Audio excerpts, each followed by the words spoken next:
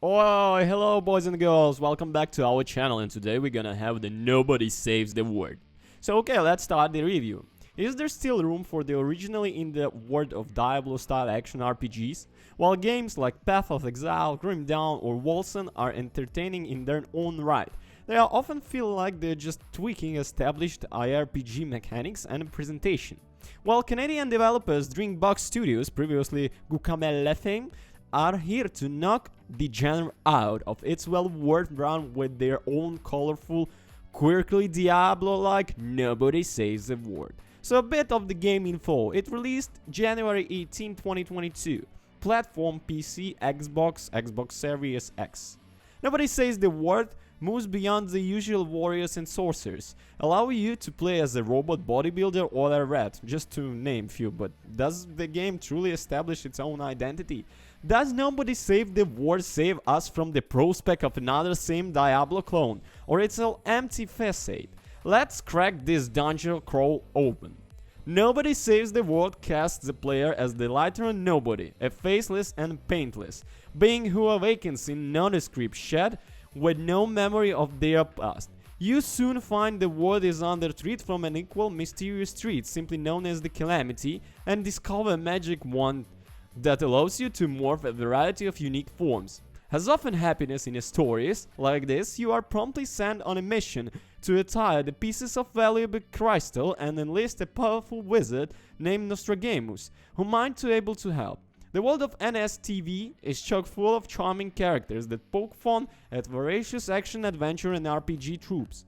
But the actual plot is largely you stand Zelda Russ yarn. Granted, there are few twists related to the real identity of the game's main character and how they ended up as Hollow Husk, but don't expect anything too mind-blowing. The real core of Nobody Save the World is the unusual array of classes which you can switch between instantly without any penalty. While some of the classics like Guard, Warrior, Ranger and Road are presented, you will also take on the form of Rider Fighting, Meme, Zombie, Turtle and more. Each form plays completely different from the others, featuring unique movement, attacks and abilities, transforming to the magician who fight with the playing cards and the bunnies and white tigers he summons out of his head.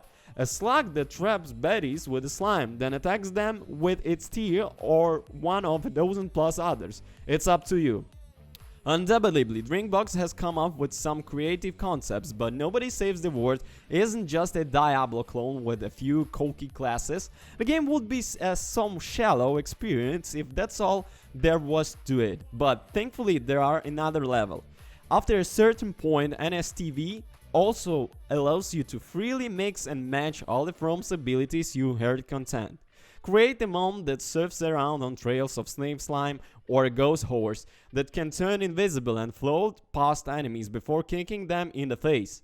As creative as you are allowed to get, you still develop your favorites as some forms are just more fun to play than others. Personally, I was most into the god, horse and monk, and frankly, I don't see many people main in the SLUG. That said, it's clear you are not really supposed to main any one form, as the game tries pretty hard to force. In order to access Nobody Saves the World main dungeons, you need to collect a certain number of stars, while some of these can be arranged by beating secondary dungeons and side quests. The main way to get them is to complete various form-specific challenges. Early on, these challenges are fairly straightforward, like killing a certain number of enemies with the X attack, etc. But you'll be required to combine forms and abilities in interesting ways later on. Nobody Saves the World progression system achieves the goal of making players try all the game classes, but it sometimes feels a little heavy-handed. Perhaps you would have preferred a system that allows me a bit more freedom to focus on my favorite forms and combinations. As it is, you'll need to unlock all game forms and level them up as much as possible to maximize your stars and complete some dungeon that feel designed around specific classes and abilities. At times I felt like I was back into the gaming system and I didn't really want to complete entire dungeons without not so favorite forms like a turtle or a slug. So I just resort to grinding mobs or respawning enemies. Other times I found myself unsatisfying place when I was out of challenges for my favorite forms, which made using them feel like somewhat of a waste of time. Don't get me wrong, the issues I just mentioned aren't a huge deal. Nobody Saves the World mostly does a fair job of getting you to play with the way you want to. There are just few kinks to be ironed out, perhaps we are patches. I hope so. Looking beyond the game, classes and progression, Nobody Saves the World is a good, fundamentally sound ARPG. The game's Zelda-esque overload and dungeons are brought to life with beautiful, vivid visuals. The soundtrack by the Canadian indie rock star Jim Guthrie is a banger.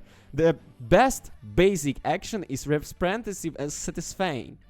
And enemies and the bosses are well designed. The game also includes 2 online co-op, which can't help but make a game like this more fun.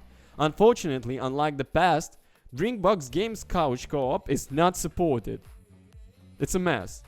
Nobody Saves the World is a meaty adventure overall, featuring a solid 20-hour main quest, and another dozen to clean up all the side quests and secrets, and a new game plus mode for those looking for a great challenge. This is nobody you want to hang out with you for a while. The review was based on a PC copy for Nobody Saves the World provided by the publisher. Thank you guys so much. I leave all the links in the description, so enjoy